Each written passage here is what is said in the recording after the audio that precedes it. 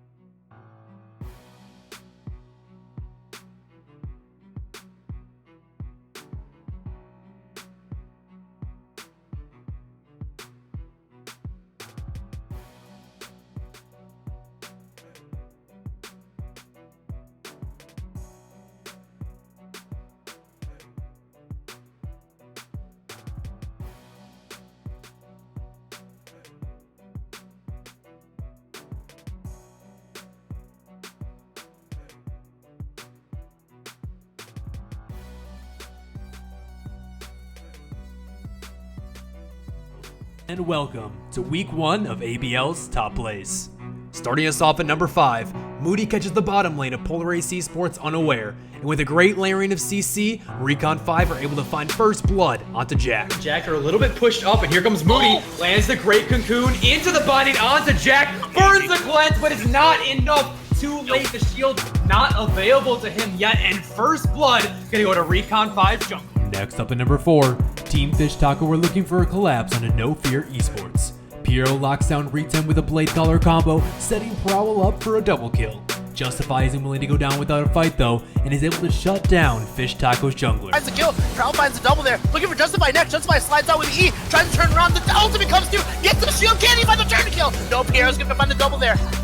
And at number 3, Polaris strike back in game 2 of their series as XM and Jack roam up to mid. Jack lands a well-placed hook onto Sindillion, setting up Gaudier for a flashy flag and drag combo that sends Recon 5's mid laner on an express trip back to base. It has to pull the flash. There comes the barrier. The flash flag and drag from Gaudier locks him down long enough for Ozzy to grab the kill. Beautiful play there. Coming in at number 2, Team Fish Taco find a beautiful flank on a No Fear eSports off the back of Chromosome's 4-man Lysandra snare. But No Fear stay true to their name and calmly kite away until finding the perfect moment to re-engage and turn around the fight. Everybody on the side of No Fear is gonna get back out. Actually, MK trying to get a kill down. He can't get one down. And at the same time, we're seeing Prowl sitting in the Kindred ult, gonna go down from the running soul stars. Look at the Kai's ultimate, gonna slide over on the side, and that is gonna be the pickup. No Fear eSports is gonna blow away Team Fish Taco in that fight. That is not the engagement. And finally at number 1, Polaris eSports catch out Sindillion's Aatrox in the jungle, but a reset on World Ender buys enough time for Recon 5 to collapse, and Sindillion charges forward, grabbing a triple kill under Polaris' turret. Behind with the rest of Recon 5 has joined. Absolute Zero being channeled. World Ender hasn't found a reset yet. There it is. Moody on a killing spree as Sindillion is looking to go in with the revive available. He finds a double kill off of a massive Q. Goes in with the flash for the triple under tower. Thanks for tuning in to this week's episode of ABL Top Plays. We'll see you next week as we track the league's biggest plays around Summoner's Rift.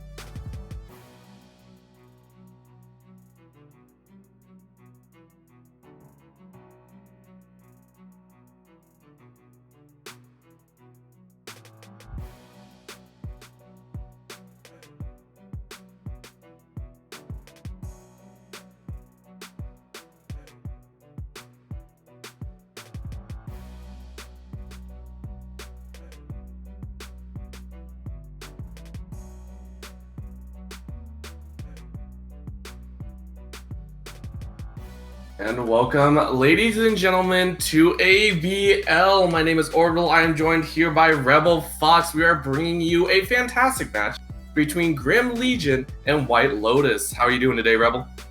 Not too bad. Always good when I'm casting League of Legends. So get to see some good matchups between a couple of our top teams here in the league, especially week 2.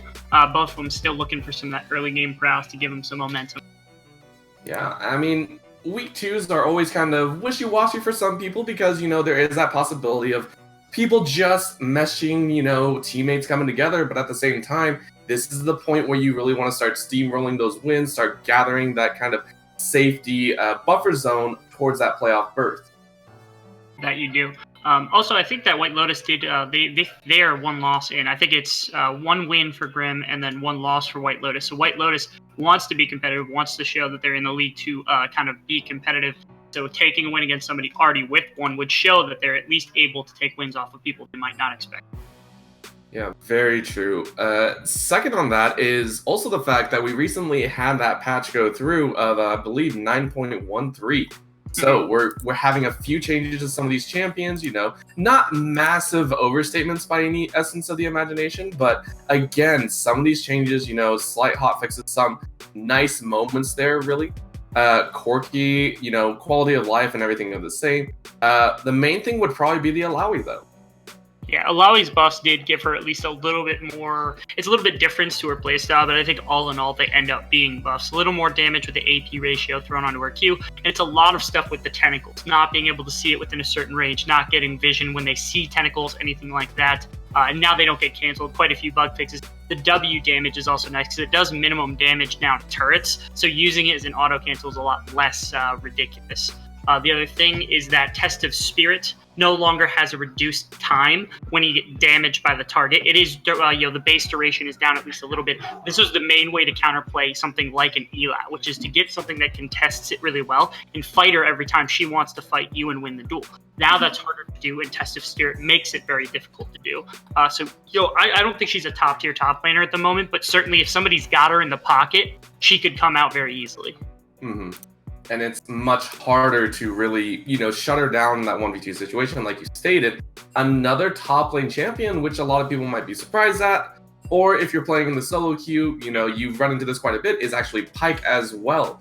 Lots of changes actually targeted directly to his solo laning phase. Yeah, that it did. His solo lane is effectively dead. There's really no way to play him. All of the abilities that would have made him a really, really good player. So the E no longer does damage to non-champions. So it doesn't actually do any damage to minions when you hit your E. And your Bones Hero no longer has AoE. So those are 2 really big stacks against his wave clear, against anything that could make Pyke a solo laner. His W did get a buff to make him go a little bit faster. But certainly, right now the champion is underpowered, even in the support role. So I wouldn't take it a chance on playing something like Pyke unless you're very confident. Yeah, and so with that also, broadens up that top lane. We've been talking a lot about the Ardent Sensor meta that's been slowly creeping back up. A lot of the spellcasters supports have been getting buffs, as well as a lot of the damage dealers have been taken down a notch. So, I mean, there's a possibility we see that Sejuani being run in the jungle with just an Ardent Sensor support. And I mean, we've even seen Karma in the mid lane recently come up. Just having that safety, having that guarantee, it provides so much healing, and it makes these team fights a lot more front to back than some teams might like. Yeah, I think it's a combination of there's some good scaling in the ADC position right now. Sivir, of course, being the big culprit, but certainly a lot of the ADCs that are very, very powerful, or at least the ones that are considered meta, do benefit from the Ardent Sensor. Ardent Sensor supports are pretty strong against most things. Most of the tanks that we saw from a little while back have started to fall off in power over a little bit of time. So as you said, things like Karma, you have Yumi has come back in. You've seen Sona basically everywhere at the moment. All of these champions are much stronger right now. Some of them are getting some nerfs, but certainly right now it's still a fantastic way to go. Yeah, but we are into that pick and ban phase. So Grim Legion are on that blue side for game number 1. And White Lotus are on the red side. We do have Elise banned away. And again, targeting certain people. Elise obviously has not been, in my opinion, one of the strongest junglers, but it might be a target ban.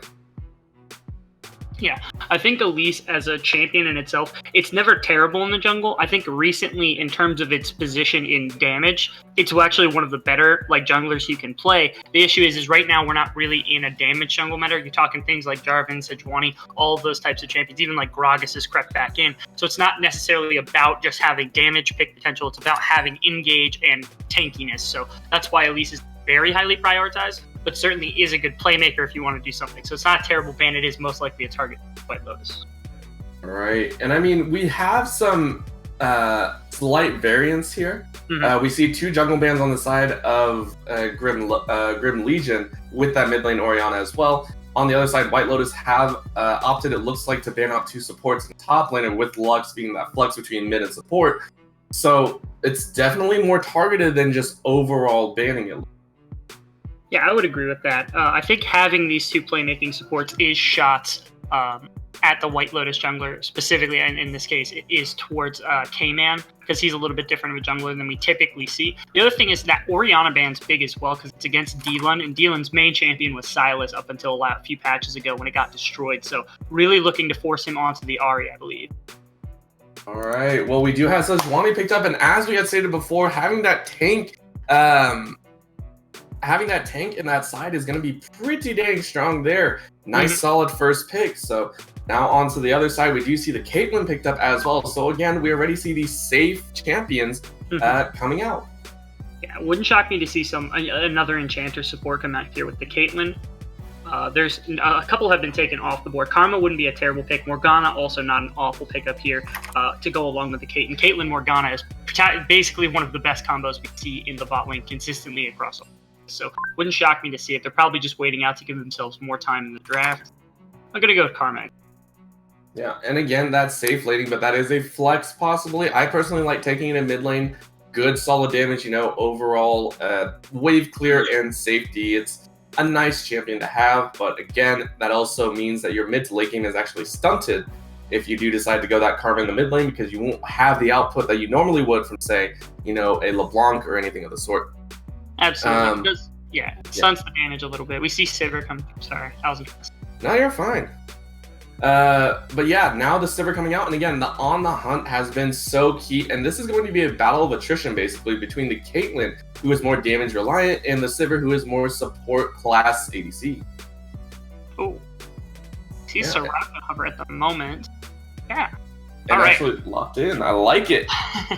Yeah, you talk about that Ardent Sensor support coming through. This is about as good as it gets when it comes to Enchanter supports. Yuumi, Lux taken away, and Karma off the board. Like I said, I think Morgana's next on that tier list. But if it's something that Grim isn't ready to play, I think Soraka is up there. It's very abusive against other Enchanter supports because of the healing, because of the sustain that it has. A little bit less presence after the laning phase, but certainly something that can take advantage early on. And Trundle coming out as kind of a counter pick. It's one of the most standard counter picks against Sejuani. Using that ultimate, being able to suck away a lot of her armor and magic resist, as well as health.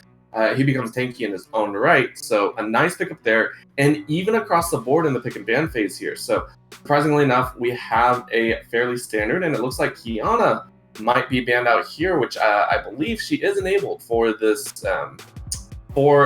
week. Not sure, actually. Obviously, worst case scenario, that's just a no ban. But Kiana off the board, must be afraid of it for some reason. Grim, Ryannick maybe be playing that pretty often. So, it's takeaway. It's something. Yeah. It is definitely there, but again, Kiana has seen some ups and downs. A lot of people are still trying to figure her out, but we have seen, footage and videos.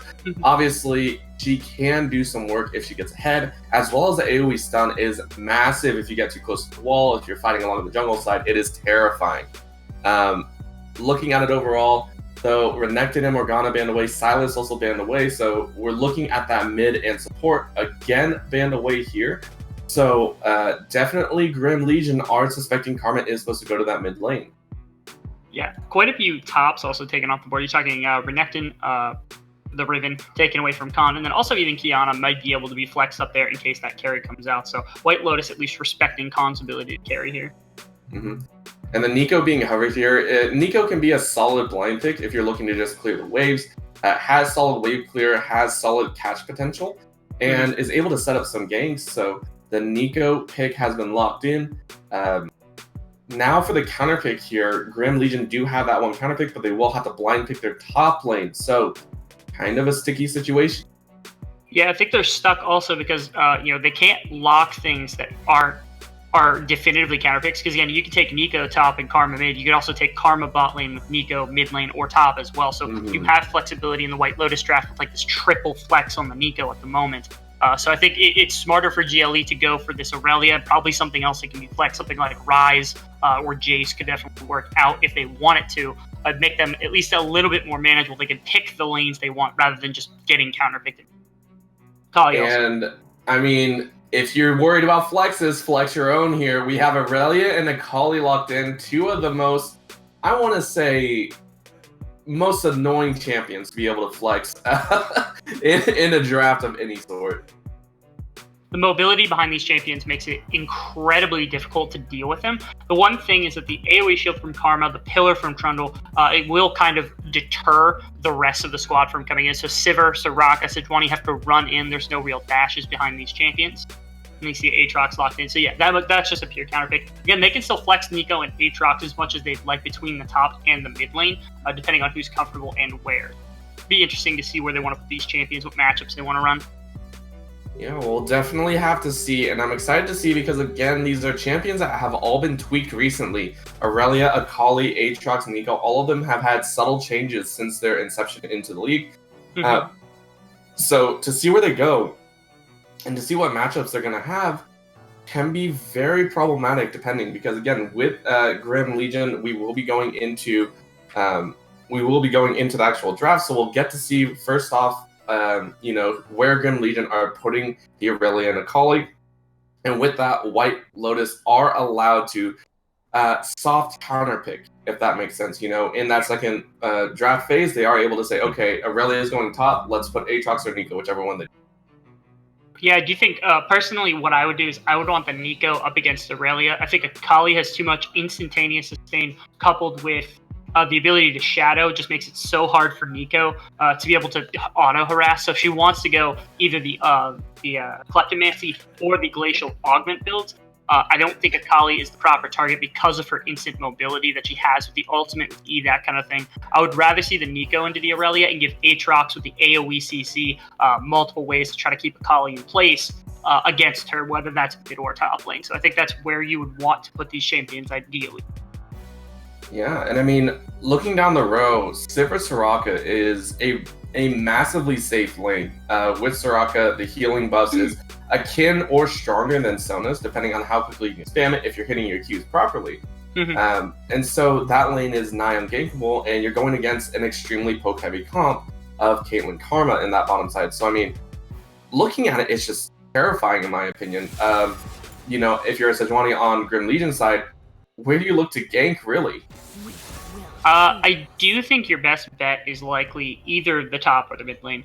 Personally, I think Akali doesn't have terrible matchups either way, whether she's into the Nico or the Aatrox, and she has enough damage CC to help out the Sejuani. Also, being that melee champion helps out quite a bit. Aurelia is in the same boat. I just think Aurelia has a little bit more difficult lane into Aatrox and Nico. So I would look to gank for the gank against the Aatrox lane for the Akali, or my apologies, just for the Akali lane in general.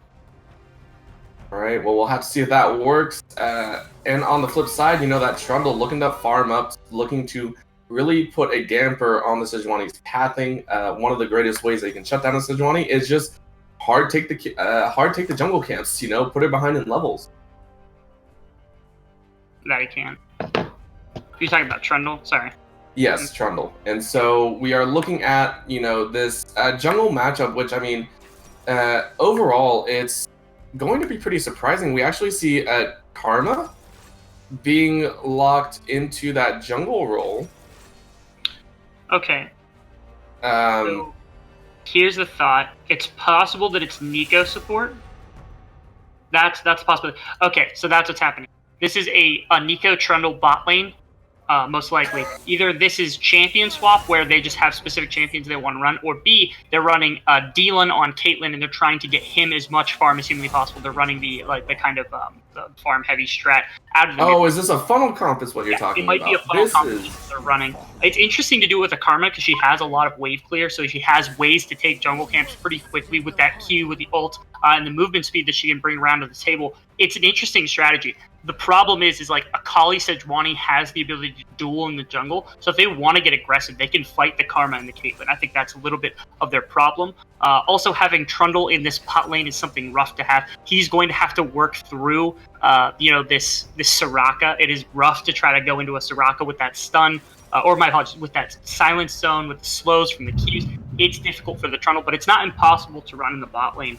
This is a weird adaptation, though, from White Lotus. Yeah, funnel compositions have definitely taken a hit, and usually you see it more with an AD bruiser. We are getting some swaps here, so it does look like we might swap all the way around. That might not be a Karma with Smite, which is what I originally thought before.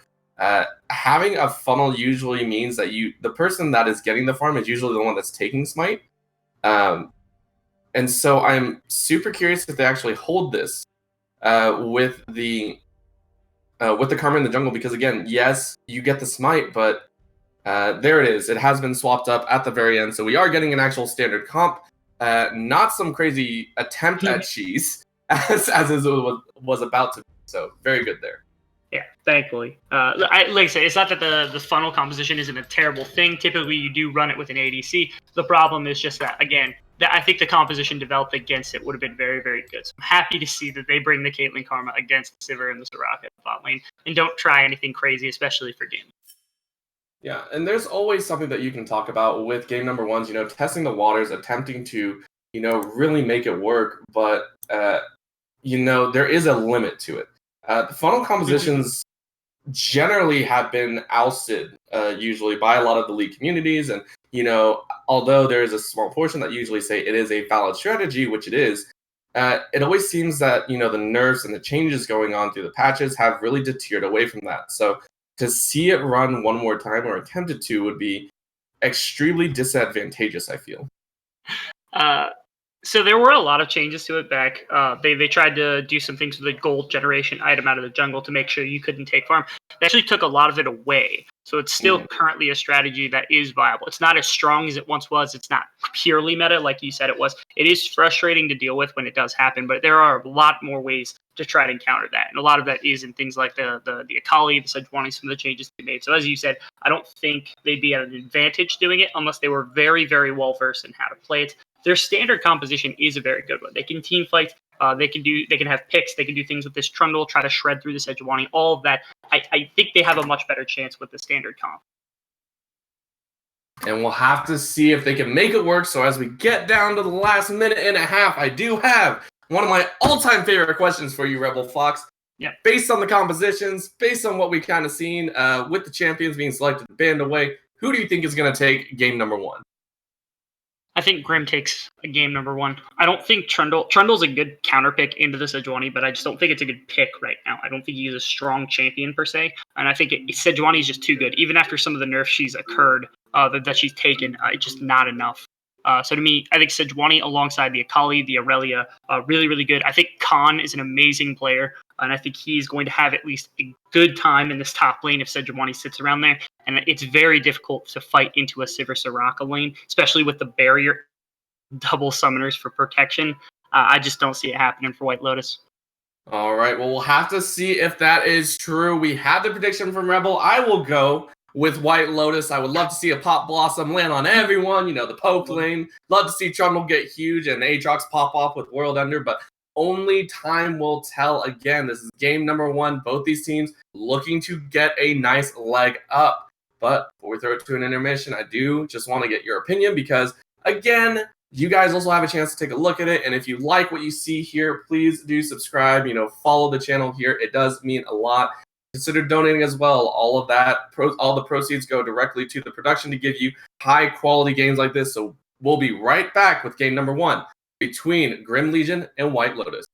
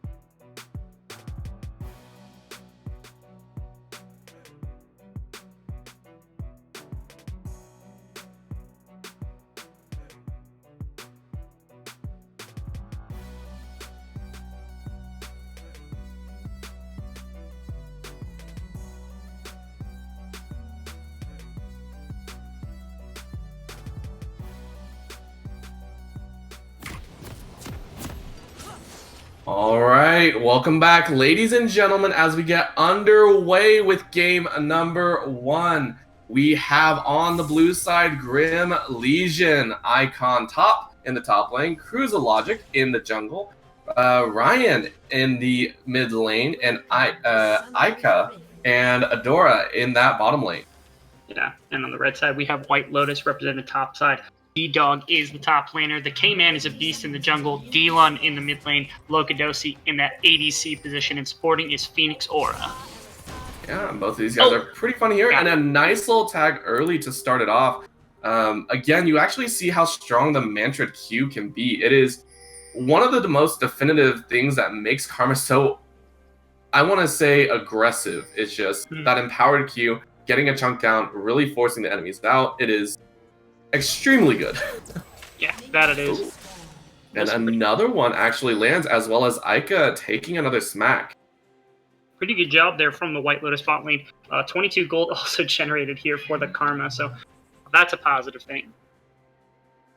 And already we are seeing this just overall is become a massive pick potential. And this is something that I was worried about previously, is when you run against a poke composition, you have to worry about these early little cheeky attempts to get a little bit of extra damage down. When this occurs, you lose laning potential. That you do. It's at least a little bit rough to have to deal with this guy. And again, they go for this like cheesy brush strategy because they didn't have to, do a leash. Now Akai is sitting at only half of his health bar at the moment, and Soraka usually starts that Q in the laning phase early, so not really going to have to sustain at least for a little bit. Yeah, and actually the worst part is I want to say Aika, or is it? Either way, one of the worst parts about it is he already burned his potion. That means he is going to be down a potion throughout the entirety of this phase. He also went Dorn's Blade, meaning he's not going to gain that health back as quickly as possible. Yeah. See it jump in on this top side. We see a little bit of fight, but unfortunately K-Man is there as well. Flashes forward. First blood going over to D-Dog. Instant first blood. Yeah, really well done. The pillar was all that was needed from K-Man as a beast. The flash came through from both of them to secure that kill on Khan, but it is an important one so that they can try to get this lane snowballing for the Aatrox over the Aurelia. Well played by them on that. Really well played, I would say. They held on well, and again, a little bit of over-aggression from Khan there. K-Man, I feel it should have been relayed that that K-Man was probably starting on that top side due to the fact that Lokadosi and Phoenix did not help with the leash, but it was not, and unfortunately, getting caught out there does force them down. Yeah, it was a little bit of strange pathing here from the side of K-Man as a beast. He went from his red to his Krugs and then immediately to a gank. So it wasn't fast enough to be just like a level 2 cheese, and it wasn't slow enough to be like a full red side clear into the top side of the map. So it was a little strange, probably wasn't expected completely. The other thing was Khan was just hitting level 2, so I guess what he thought was, if I can hit level 2, I can get the E and I can, pull out when the time comes. But I think the pillar just came out a little too early. Good poke. Ooh, and D-Lum getting the early aggression down, and that's exactly what they need. So, I really like that idea, and this is also another thing, when you pick someone close range against someone such as Nico, you're going to have a rough time without your jungle helping. She is on the bottom side, and I don't think they have vision of her at the moment.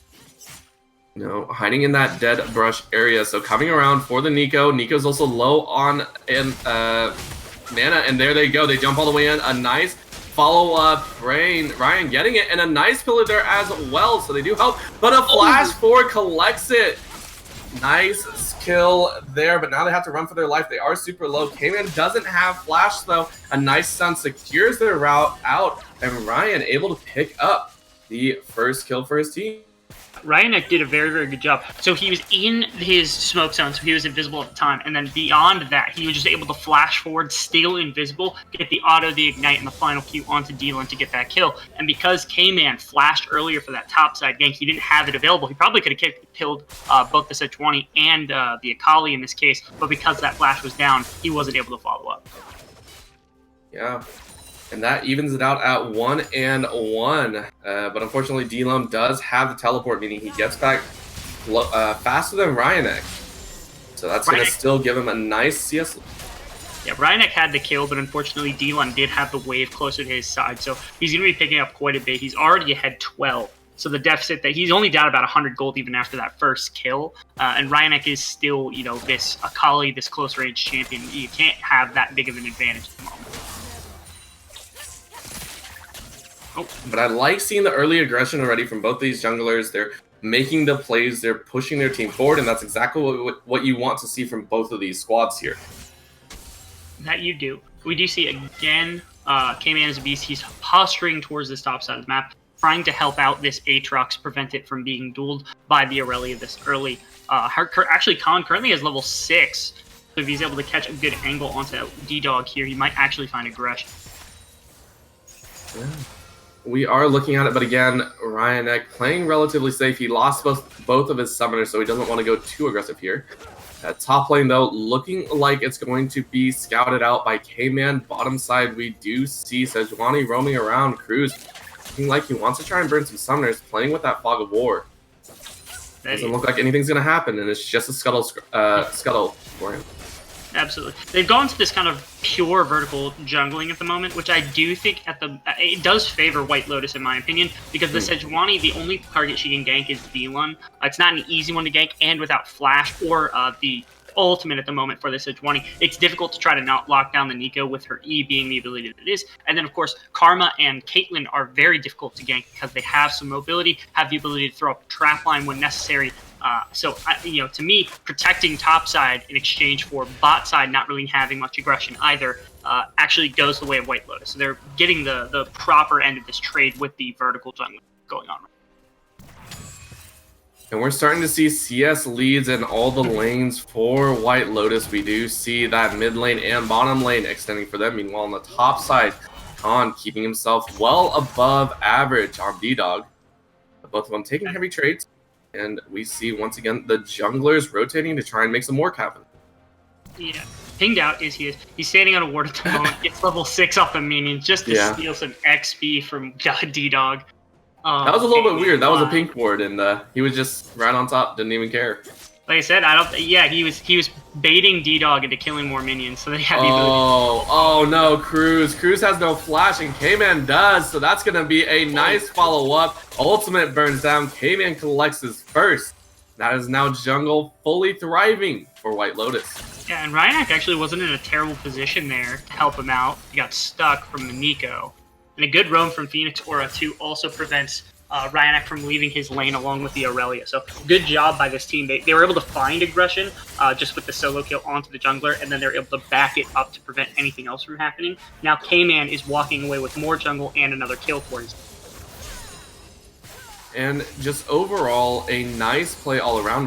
We're really seeing some individual skill coming out that might have a solid advantage come the mid to late game. If these players, such as K-Man and D-Dog, are able to push their leads as best they can, it is a fair chance that this game may steamroll out of. That's the case. You get a couple of good cues there from D-Dog having the Aatrox. Of course, a lot of this game is also dependent on the Sivir scaling into late game, and there's really no aggression whatsoever happening on the bottom side. Yeah, and it's just, you have to say, for what it's worth, Grim Legion, they played their comp fairly well at the beginning. They knew they were going to be behind. They knew that they were going to be pushed down due to the poke composition. So only dropping 2 kills so far, I would say, is a pretty good win. Yeah, it's not terrible. 300 gold lead at this point in the game isn't massive in any right whatsoever. You still have the Aurelia, which scales pretty well. The Akali clearly scales pretty well. And again, there's no real hard engage from the side of White Lotus. You're not going to lose a ton of 5v5 team fights with a Sivir and a Sejuani, and especially with a Soraka backing it up. Again, they just have to make sure they don't bleed out too much. Otherwise, that late game does get a lot harder. Oh, but Cruz again getting found out, has to dash over the wall. And he is getting bullied out now as much as he was, making plays early. That he is. It's going to be difficult. I think they're just looking around this dragon pit at the moment, trying to find something, but I don't know if they're going to be able to. Yeah, a nice trade in the top side. D-Dog going, popping the world ender there. And ooh, Vanguard Zez actually whiffs. Khan out an ultimate, doesn't have the follow-up there. Flash for flash right there. Nice fight, but in the bottom side, we do see another fight following up. Ica is going to be knocked down, but a nice ultimate steals away Cruz's health and magic resistant armor. He's going to go down for the first kill there, and now on the bottom side, another solid fight. They're going to try and push him out a little bit more. But on the top side, we do see Khan get dragged back in, and he has to dash away. He might go down, though. He's in the back. He's trying to dance as best he can, but D-Dog is going to jump forward. One more smash is going to do it. And a 2-0 across the map for White Lotus, pushing themselves firmly into a 1.6k lead. Yeah, really, really well played from the side of White Lotus. First off, the aggression should have gone down towards the bottom side of the finding Sejuani there, trying to get something done was really, really good. And then, of course, Aatrox had a very extended fight that he was winning against Khan, and it did kind of look like Khan flashed early, almost got out of that situation, was able to be hunted down again. Top side of the map, the Aatrox, the Trundle, finding all these aggressions, finding ways to stop any pressure that could be brought from the side of Grim, and now they walk away with the Dragons. And now we're starting to see some cracks in the armor of Grim Legion right now. Because their composition relies on them heavily keeping pace with the poke composition, keeping pace with the individual laning of these champions, if they're behind this far, I feel like their window of opportunity to really scale up and have a solid team fight is quickly shutting. Yeah, the other big issue is it just kind of looks like Cruz is not playing properly into the Trundle. The Trundle is a pretty good counter into it. I said specifically, Trundle's not a great champion. It's a great counter into what Sejuani wants to do around the map. And it feels like instead of pulling off and trying to just relax, farm up, find counter ganks where he can, that Cruz is he's on the throttle constantly on this Sejuani, and that's just been his downfall. He needs to try to take some of this off. Oh, Ryan. Ryan getting jumped on a little bit there, but Khan now jumping forward, misses the stun, but there they go. Teleport coming in as well. D-Lum coming in for the fight. Cruz doesn't have flash, he actually does, but he flashes directly into K-Man, and now Cruz is going to be left to die once again. A solid rotation from White Lotus secures another kill, and that marks Cruz's third death. It wasn't a terrible thought there from the side of White Lotus. We did that play back when we started it. We might be able to see something that goes on. Not sure. And that was exactly what they needed. And like I said, they're pushing their advantages. And this is something teams honestly don't do enough, I feel, depending on how they do it.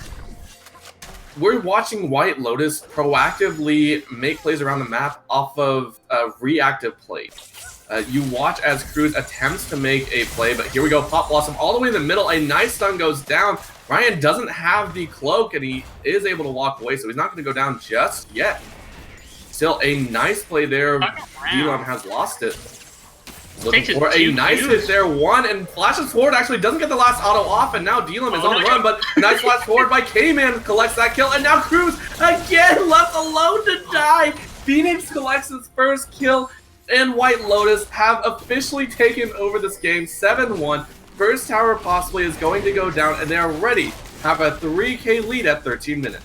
All right, I need some Fs in the chat here from Cruz because he has just had the worst game that you could possibly have as a Sejuani. This is why you pick Trundle into Sejuani. If you can find these counter ganks, it's just so hard for the Sejuani to get anything done. Also, kind of the style points there. K-Man comes back from behind the tower, flash smites for the kill onto Akali to prevent any sort of trade from happening. So, again, well done by White Lotus. They're able to drop the Rift Herald down, take both mid-pitting towers, get a definitive 5k lead off that.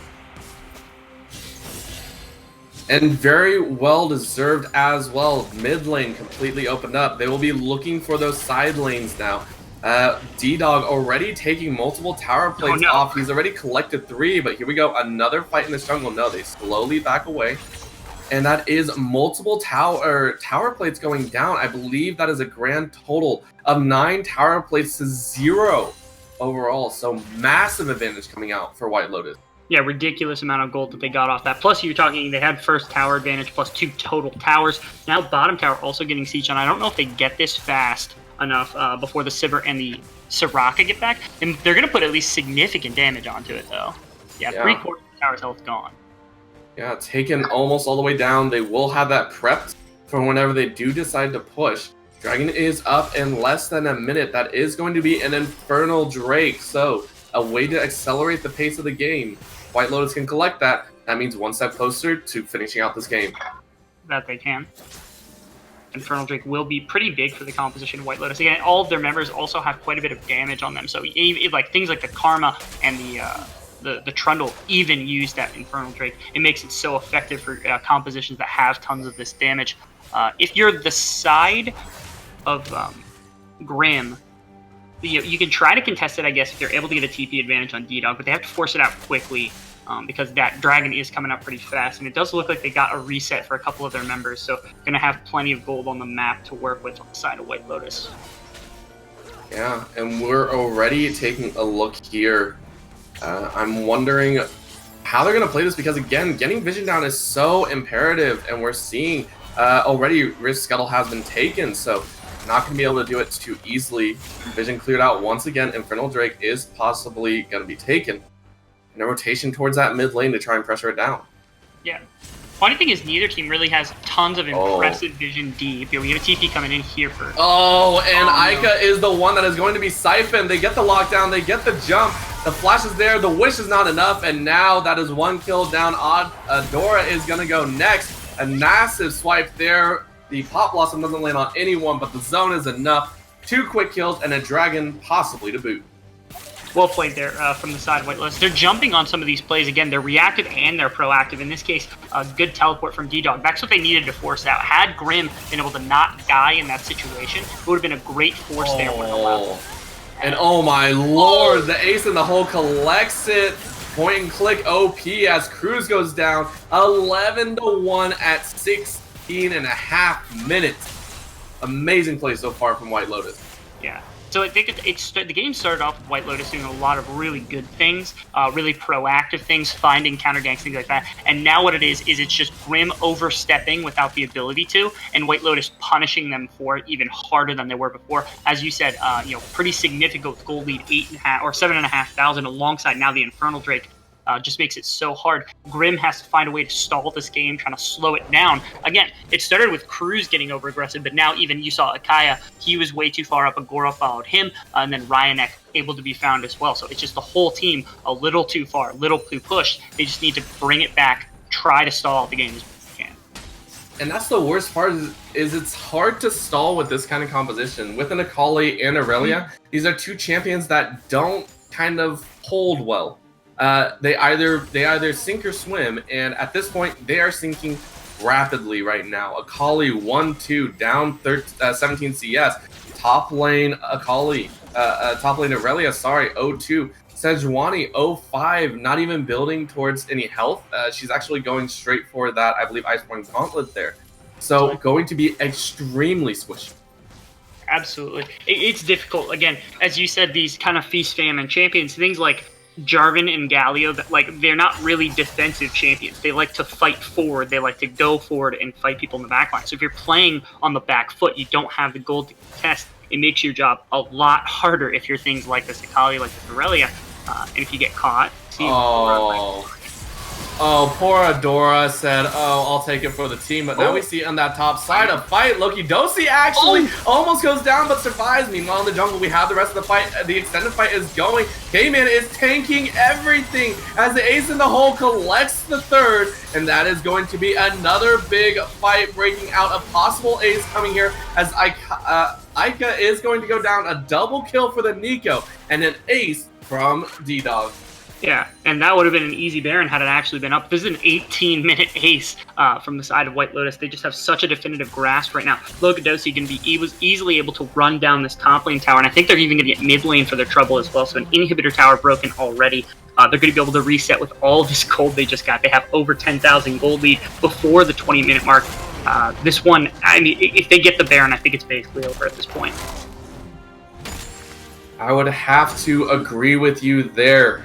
Again, the composition just ran away from them, and Grim Legion, they were doing well in the early stages of the game, but it seemed like K-Man had Cruz's number.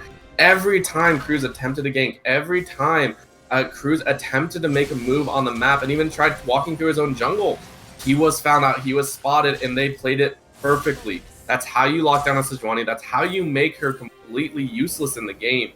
If she gets behind, she can't get tanky, and if her laners aren't sustained, she can't do anything.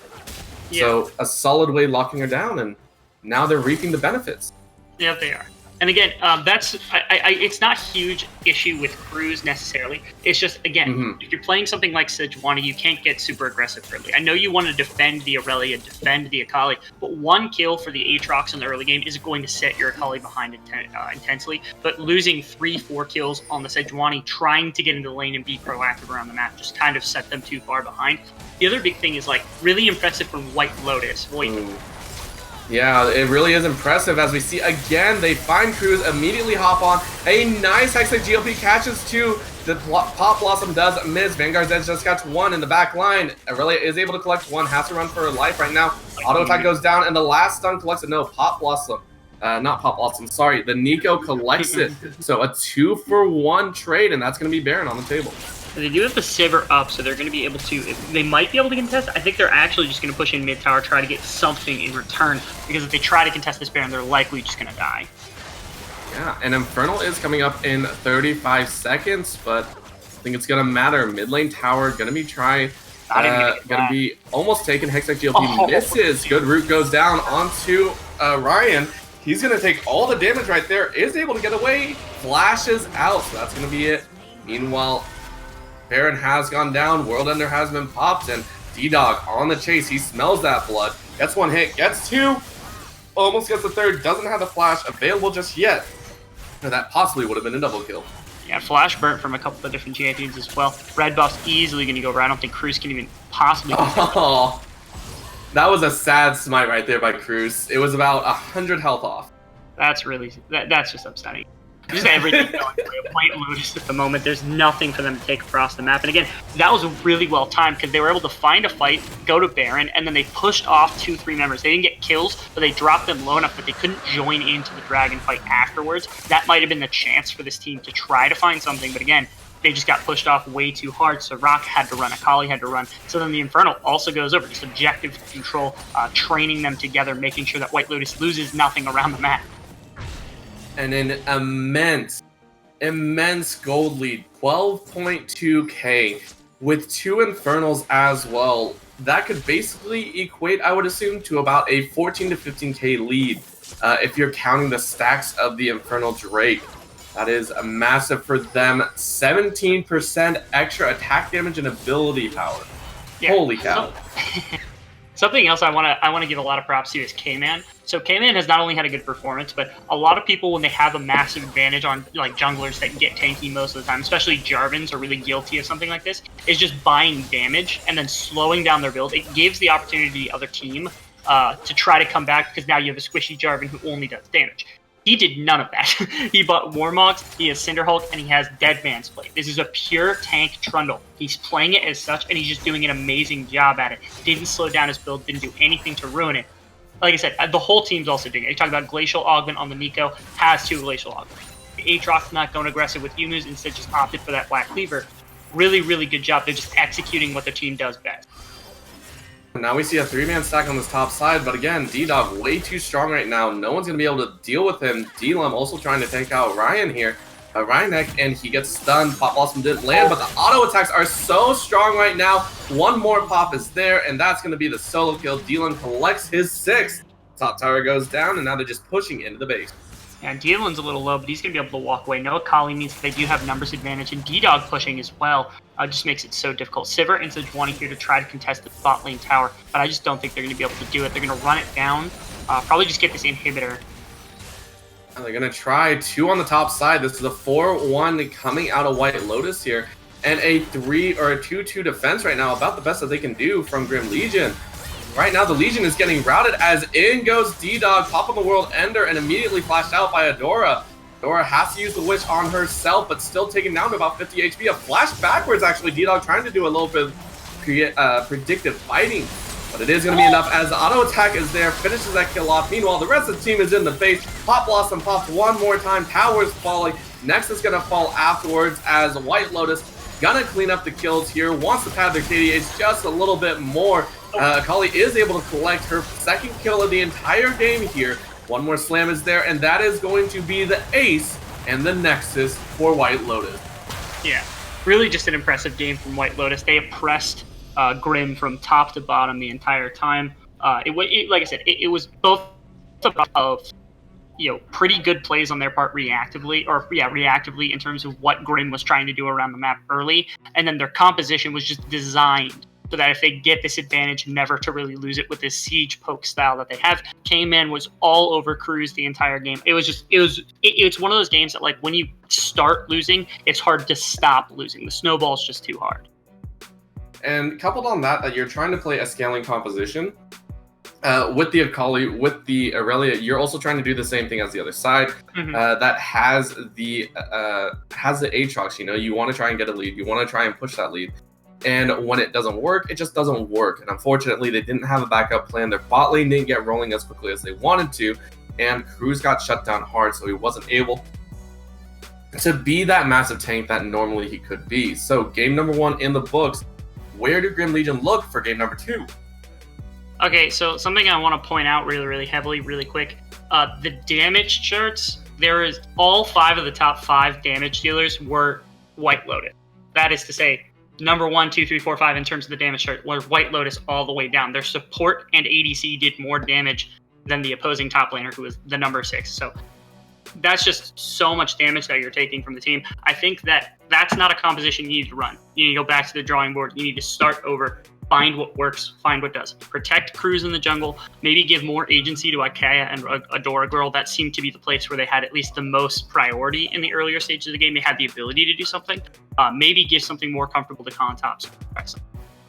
Yeah, and so we'll have to see what they can do for game number 2. So stick around. We will be going to a short break here, but we will be right back with game number 2 to see if Grim Legion will come up with a counter plan, or if White Lotus will take it in a quick 2-0 series. Don't go anywhere. We'll be right back.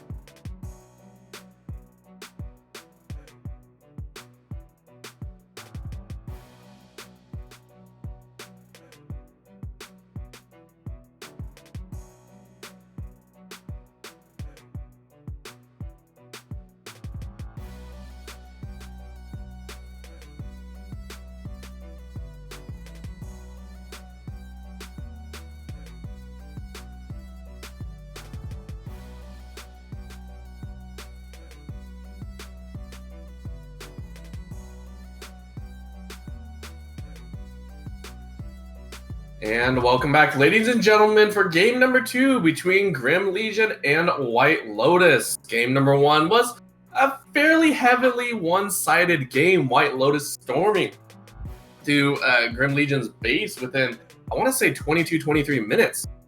So crazy job there. And so now, looking towards game number 2, already Riven banned out the gate. What do Grim Legion need to do? So again, I think last time they had the right idea, giving a good carry over to the side of Khan. Ryanek, I don't think they can put him on something a little bit more passive, because I doubt that he's going to win a pure lane 1v1 against D-Lun. Have some more aggression with Cruz, or give K-Man absolutely nothing that can be early priority with. I also think Ikea, Adora might be something to look into. Give them something with a little more priority, because they seem to do a good job into Lokadosi, Phoenix Aura. They had a pretty priority lane, but still, that wasn't terrible for those two. I would look to maybe do at least 1 or 2 of these things, and their draft needs to revolve around it. Otherwise, this could be a very similar game to what we saw last. All right, well, immediately out the gate, we actually have the exact same ban so far. White Lotus banning out the Riven and Yuumi, definitely not wanting to give that over. Possibly see another Lux ban here. Grim Legion, though, this time they ban out the Lee Sin. I believe that is somewhat the same as last time. Yeah, at least it was 2 jungle-targeted bans, but Sejuani this time being banned out by White Lotus. Yeah, so I think what it is that GLE, because they had the final ban, if they don't ban Sejuani, then they ban nothing. They ban something else that they want. And then if they have the Sejuani picked on White Lotus, they take the Trundle in response. That's something they can do. Lord. Oh, man, that is mean. Lux taken away from the side of Grim Legion.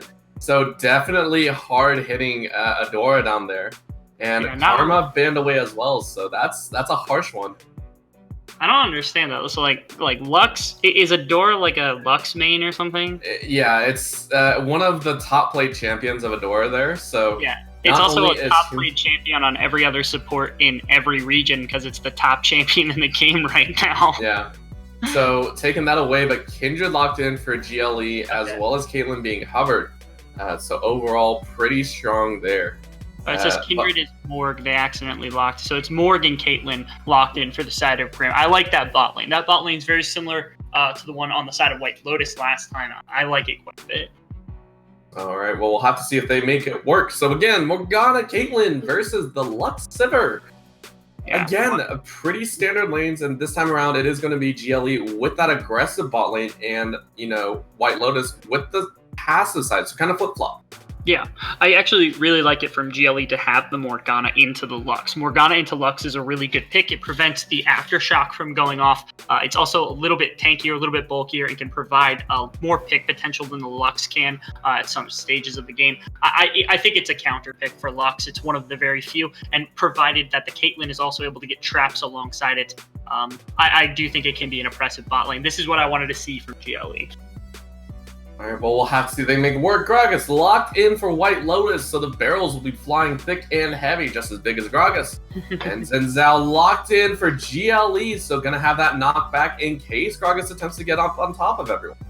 Yeah, the one thing is that means that Cruz has to be a lot more aggressive in terms of dueling. Jin Xiao right now is not really focused on ganking lanes. It's more of a duelist, so he has to go around and find the Gragas. He has to be able to track this. Cruz wasn't amazing at tracking. He was the one being tracked most of the game last game, so he has to try to get some data or try to get some information on where the Gragas is going to be. And that is true, and we already see quick bans coming out. Aurelia Akali immediately taken off the table, so GLE not going to have those champions, even though they did crush them, but Aatrox and Orianna banned away as well. Yeah, very quick bans out the gate. White Lotus not wanting to deal with these flex picks anymore from the side of GLE. It'll be interesting. So there's no real flexibility on the side of White Lotus unless you want to throw Lux into the mid position. Other than that, though, GLE knows pretty much what they're going against in the Pure. So they get priority on one of their lanes here. I'm curious to see what it's going to be. It's Kennen. Okay. That's good. They are going to do it on that mid lane. Kennen locked in. So going to have that Slicing Maelstrom available. But again, it's a little bit of an interesting pickup there. They're going pretty hard with that aggressive top lane attempt there. Yeah, it's not shocking. Nico it could be the response to Kennen. I actually think in terms of what both of these champions do. They're very similar, but I think Kennen does it better in the laning phase, which is why Nico is strong and can trade into the Kennen. It's just that Kennen's style of play with it, I think it's really good for the laning phase. Not necessarily into Nico. It's just he's a little bit better laner, a little bit safer, those kinds of things, a little bit harder to gank. Yeah, and so far, Dylan has played quite well in that mid lane. Yasuo locked in. That's going to be a top lane, and now Kennen has to be terrified. D-Dog had a fantastic game with Aatrox last time, already utilizing the slams, the dashes, the dancing a little bit. And so now you have to be kind of worried, and that is possibly a Bard locked in, so that would make it a mid lane Morgana. It'll be interesting to see. That's a nice adaptation here. I can explain why if they want to actually lock it. Oh my goodness. GLE going all or nothing here. They played a pretty aggressive composition last time. This is extremely aggressive. Yeah.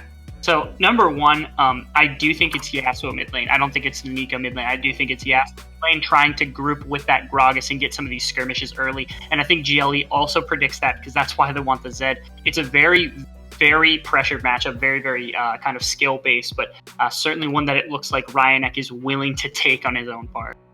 Yeah, and that is one way to try and make a statement here. Okay, Akali didn't work, Aurelia didn't work. Let's go with the Zed. That's okay.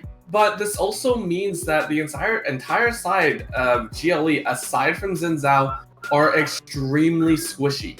Kennen, very squishy. Yes, he's gonna have the Slicing Maelstrom available, but gonna be fairly easy to pick off. The only two that will be relatively healthy will probably be the Xin Zhao and Zed. This might pose problems. Yeah, I think so. The issue is like with GLE's composition, they have pretty standard comp except for the Zed. So it's like the 4v4 that's going to be happening, 4v5 that's going to be happening with the Morgana, Caitlyn, Xin Zhao, Kennen up into like Gragas, Yasuo, and then Nico and Sivir Lux. That's a difficult thing for them to manage. That Black Shield is going to be so important for Caitlyn or for Xin Zhao or Kennen, whoever wants to go in, because if Gragas gets a good barrel to disengage, the fight will likely be lost. And if he gets a good barrel to engage with the Yasuo, it's also going to be terrified. They have to basically walk on eggshells as a 4-man unit and hope that Zed is strong enough to try to kill somebody on the backside, whether it's the Lux, the Sivir, or the Nico, before any of them can make an impact. I do agree with that, and at the same time, though, you do have to see GLE. Contrary to last game, they have a much stronger early game. This time around, they don't have to wait as long. You can try and go for a quick binding into the jump in by the Xin Zhao. The Kennen stun is also available. So they have multiple avenues of advancement other than just trying to safe play it out until the mid to late game. So I do like this early game switch up here into it all. And we do see the Yasuo going top into the Kennen there. So that is going to mean that is either, I believe that is Nico mid lane versus Zed. Yeah, I like that better. I was pretty sure that the Yasuo would go mid lane because Yasuo, Gragas mid and jungle is a pretty good combination. But putting it top lane into the Kennen gives him an easier lane.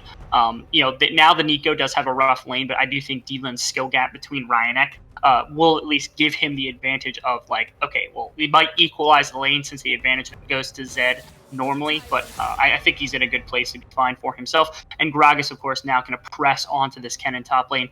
It's going to be a little bit easier to gank. Also, Nico, pretty good gank setup in the mid lane against the Zed if he's able to find some finds. Definitely available, so we are going to see that come about. And this time around, that bottom lane is also a viability, but where do you think a lot of the priority for both these teams are going to be at? So right now, the majority of the priority for White Lotus is actually on K-Man. I think after last game, they saw how much he was able to accomplish on just the Trundle pick. So then in this game, they say, we're going to draft Yasuo and Nico, laners that have the ability to follow up with the Gragas and just let him decide when we're going to go in. And then they draft this passive bot lane, as you said. So they have the Sivir coupled with the Lux. That's plenty of defense that they have in that bot lane, ways to kind of stem the aggression towards that bot side. So they want to be aggressive top side with K-Man, watch him around the map to try to find things. On the opposite side, Cruz really wants to hunt down K-Man, wants to find him all the time. So it's going to be about the push pressure that comes out of Caitlyn Morgana, out of Zed when he has the ability to, Kennen when he has the ability to. If they're able to get some pushes and find some skirmishes in the river, I think that's where this composition really works from Grit. All right, well, we'll definitely have to see As you stated, we are having some very, very solid picks here. We'll have to see if that side of Grim Legion has held on, because again, after a demoralizing defeat like that, although it is quite demoralizing, you lose in a very heavily fashion. You also have to think it does make it easier to bounce back from, because it's very much, okay, we knew one mistake is there. That's the only mistake that they really made. Do you think that's going to call it, or do you think that's going to cause any issues, or do you think they're going to be able to bounce back and really make it work? I think it's interesting because of how bad they lost last game. It's shocking to see them pull out things like Jin Zhao and Zed, especially with Ryanek and Cruz, because Cruz got bullied basically all game, and Ryanek wasn't far behind him when it came to D-Lun in the laning phase. And so, Ryanek did look pretty good on the Nico. I think that's what he was on for the majority of the game. No, it was the opposite. It was he was on the Akali. Still, yeah, these two got bullied for the majority of last game, and these two are the ones that say, I want to play, I want to be aggressive. So they draft, of course, this Jin Zhao, this Zed.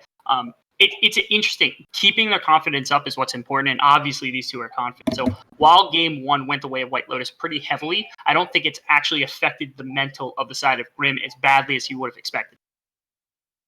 Yeah, and on the flip side, we do have to look at White Lotus. Getting an early win like that, it tends to give you a little bit of arrogance sometimes. If you win that quickly, you start making mistakes in the second game, suddenly you're in a game 3 position and you're the one with your back against the wall.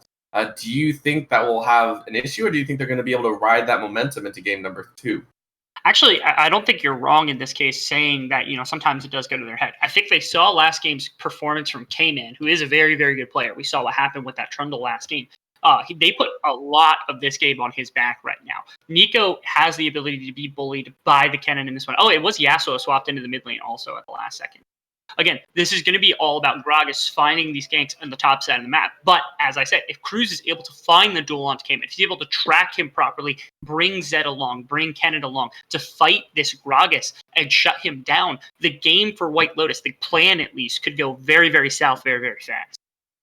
All right, well, we'll definitely have to see. So, I want to get your opinion once again. You bet on Grim Legion last time. This time around, do you still have them as your mark? Or are you going to possibly give it over to White Lotus? Now, I'm going to give it to White Lotus in this one. I always prefer the team that has just the cleaner ways to win the game for the most part. Not only is it that White Lotus had a very good game last time, but again, Gragas, Yasuo, early game, their whole thing, skirmish. Find 2v2s, find 3v3s, 1v1s even.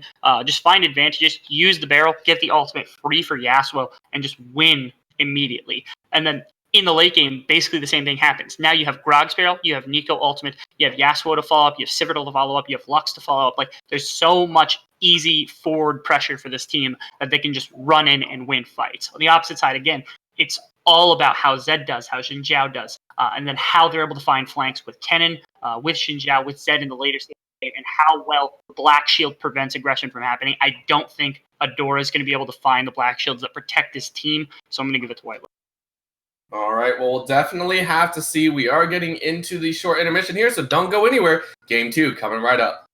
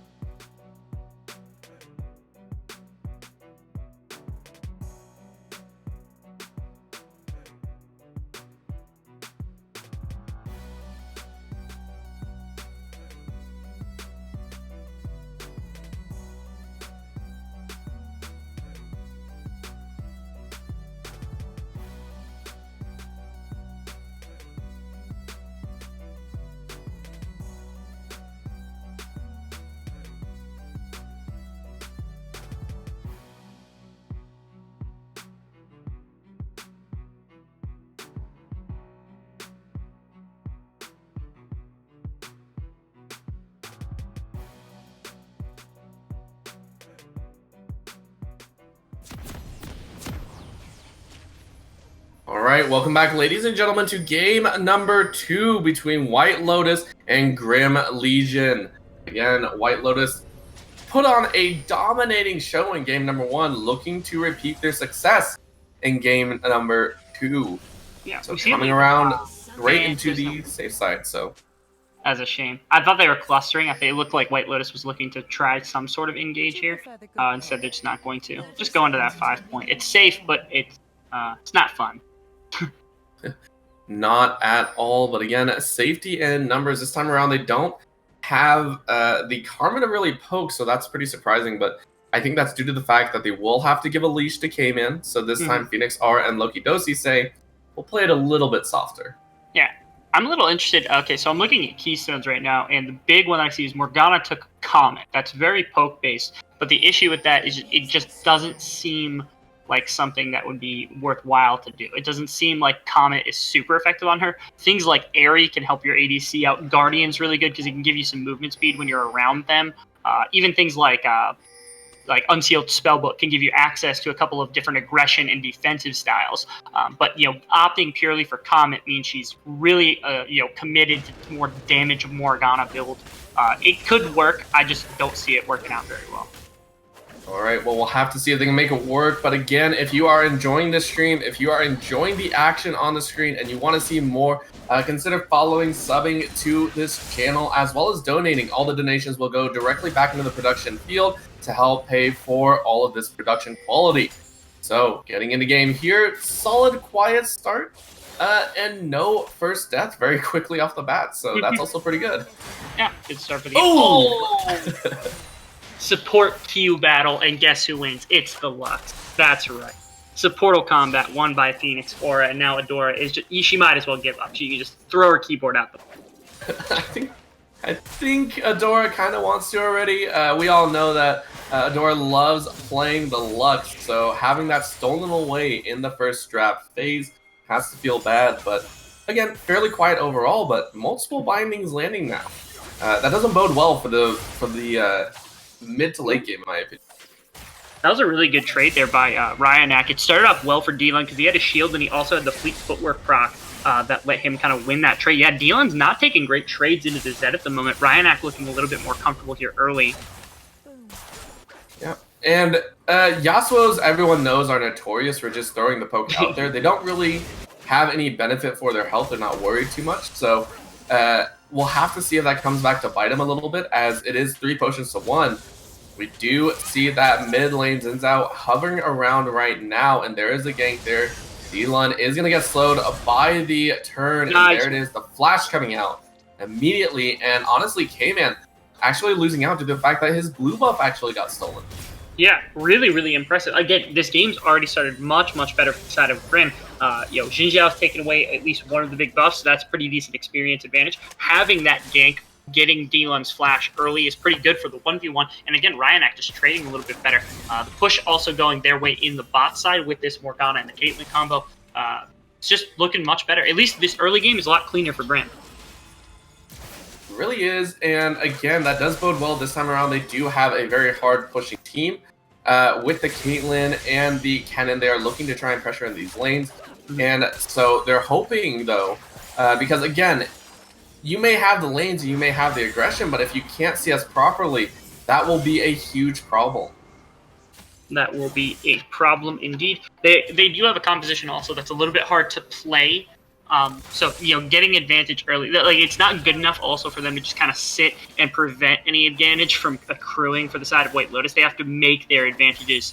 They have to try to get something. So, it's a good start to not give up anything early, but they also have to find things early. Of course, we've just started the game, so.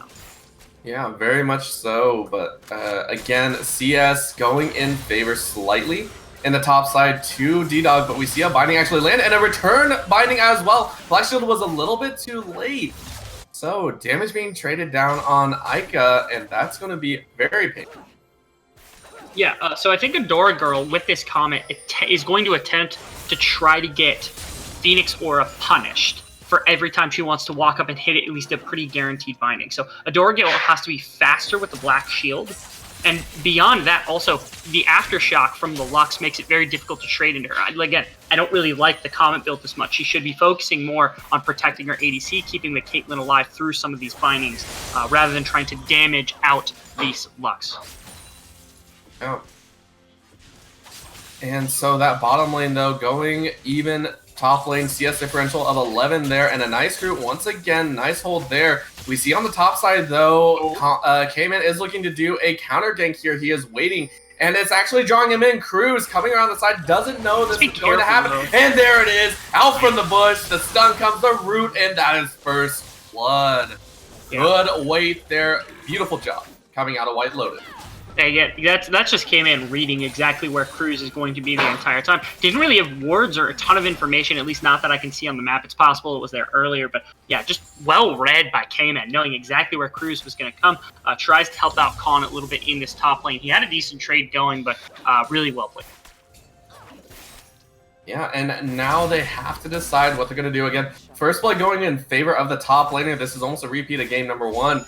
That's not going to be a very nice foretelling event, but again, it's only 1 kill onto Xin Zhao, so we'll have to see if they can make it work. Yeah, I think the issue though is that again, this Nico and this Kennen play very, very similarly to one another in this auto attack battle. So giving any advantage in the rest of the trading department for either side is frustrating. In terms of pure AP, the Nico is now I believe it's 20. No, it's actually 35. The auto attack battles will be won by Kennen because he has that Hextech Gunblade coupled with the Doran's Blade, but any of these abilities that are hit by D-Dog are just going to turn that trade so heavily in his favor. Yeah. See another little fight in that mid lane. K-Man helping Dylan actually farm, which is kind of surprising. Yeah, I think he just wants a hard lane reset here, and that's why he's pushing this under tower. There's a big wave for the Zed to try to farm all up. He's getting him under tower, tries to get it back for his Yasuo. That way he doesn't have to sit here and continue to take harass from Zed. Yeah, that's going to be a nice back. But again, Zed is up about 10 CS here, so it's going to feel pretty good. And once again, Dylan also went the Doran's Blade, so he is going to be a little bit behind. Most says they do run the longsword first, so that does mean that, you know, they get a little one-up on their item pathing. So going to be really nice there. We'll have to see what he buys as he also pushes the lane directly under tower. Oh, that trading. That's a single E and a single Q from D-Dog alongside. I think it was 1 auto attack. That's just so much damage. It's a nice route into a nice damage poke. Top lane, first tower play. Actually, that's the second tower play as D-Dog collecting on this Kennen. Kennen not having a fun time. Khan now getting traded directly behind his tower. And 1 Q lands, takes a nice chunk out. Going to try and walk it down. We'll have to see what happens, but that was a powerful shot coming out of D-Dog. Yeah, absolutely. Just at least a little bit more damage than Khan is currently able to take. He really is looking forward to trying to get a Mercurial Scimitar here, or my pause, Merc Treads here, to try to, you know, stab off some of this magic damage that's coming in from D-Dog. I just don't know if it's going to come out fast enough. Just has to be played very, very carefully. Try not to give up this tower. We'll see if Cruz can actually come up here and change the tide of the lane. Yeah, that is a dangerous thing to try and dance right now. But, ooh, nice ward clear coming out of Phoenix. Catching Ike a little bit unawares. Again, this top side, so much aggression. D-Dog now has Pop Blossom as well, so that's going to feel pretty good. Nice auto attacks going down, so Kennen finally starting to show some fight. Come back.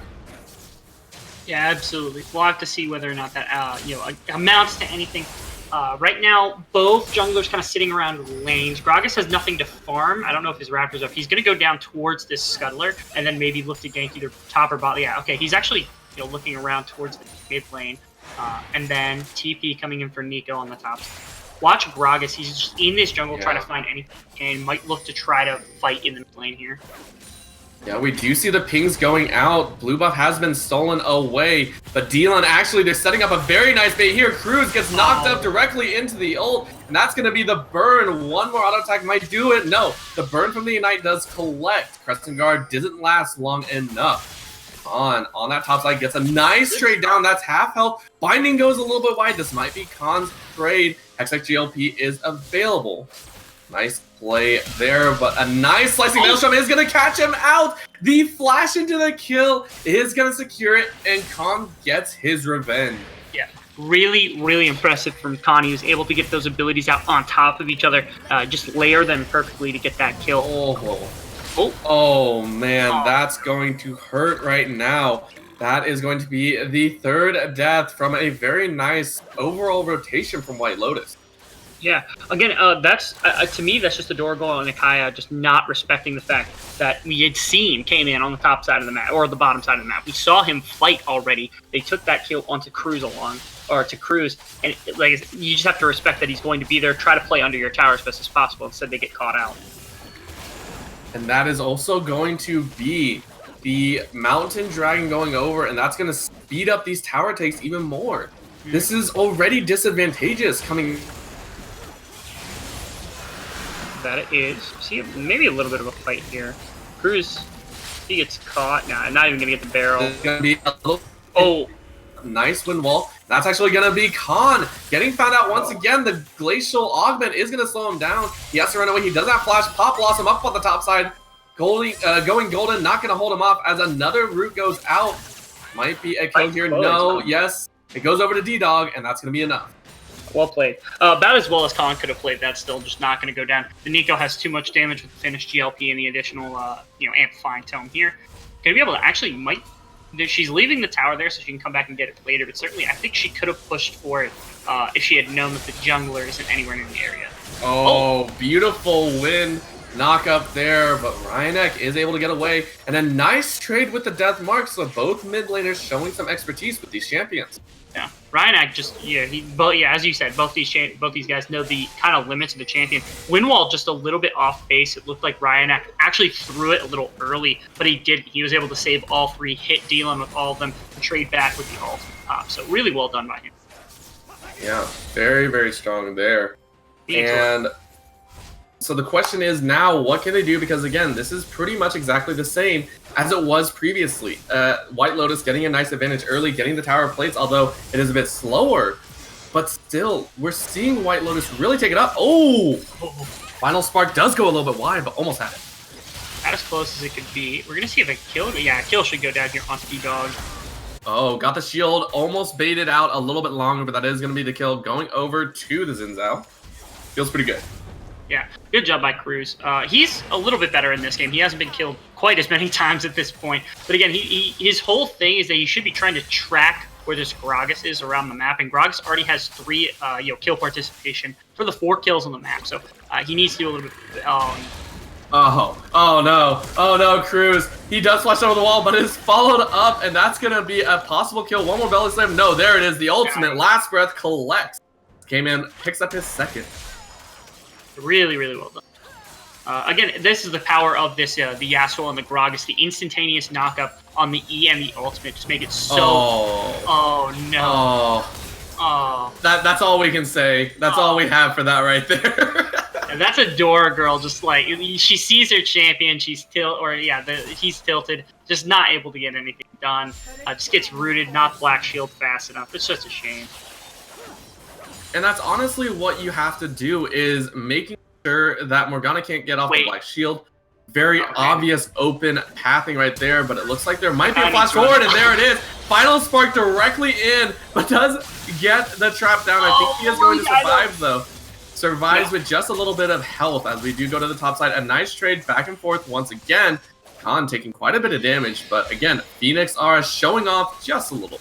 The Rift Herald taken there by the Gragas. First tower also going down for the Nico. Yeah, White Lotus again, just everything is going their way at the moment. And even better is that they don't even have the composition that has to steamroll. They have the one that's better at team fighting in the later stage. So this is I was about to say this is looking grim, but it's not.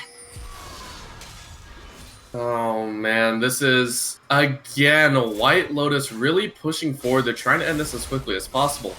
And that's also something, oh my lord, that chunk.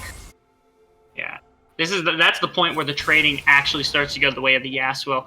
If he wind walls some shurikens away too, he can do the same burst again also once that static shift proc is back up. Has plenty of wave clear to deal with.